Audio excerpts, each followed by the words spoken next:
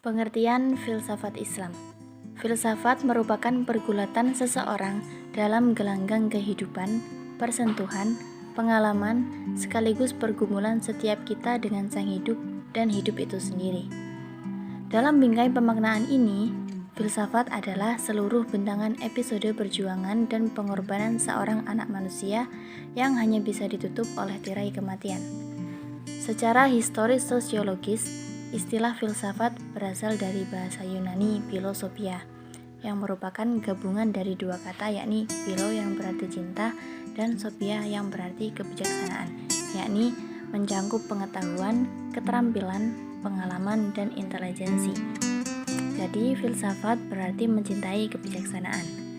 Sedangkan filsafat Islam adalah hasil dari pemikiran filosof tentang ketuhanan, kenabian, kemanusiaan, dan alam yang disinari ajaran Islam dalam suatu aturan pemikiran yang logis dan sistematis, serta memaparkan secara luas tentang teori ada atau ontologi, menunjukkan pandangannya tentang ruang, waktu, materi, dan kehidupan.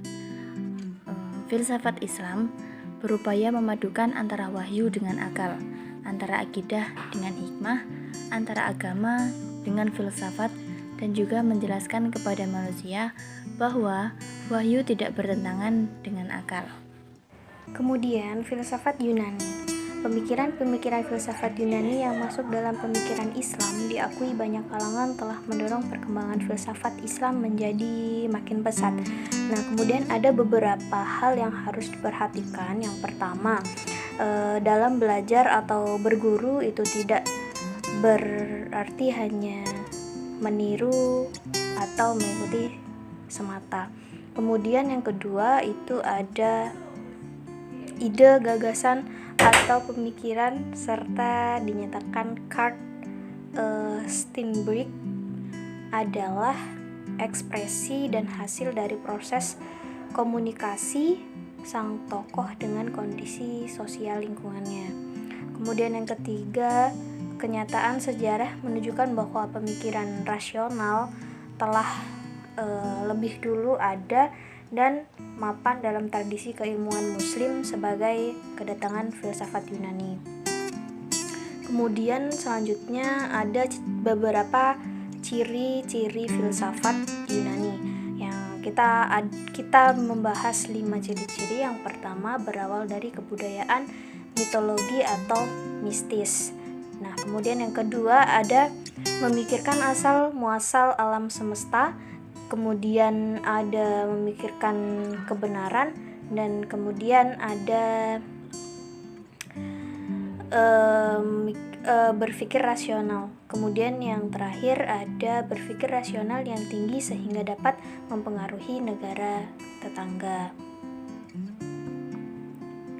Kemudian selanjutnya ada koneksivitas filsafat Islam dengan filsafat Yunani.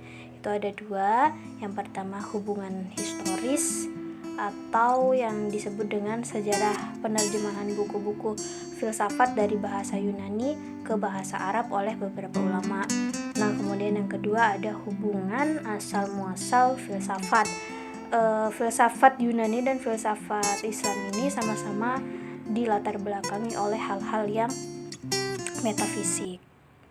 Selanjutnya, epistemologi filsafat Islam.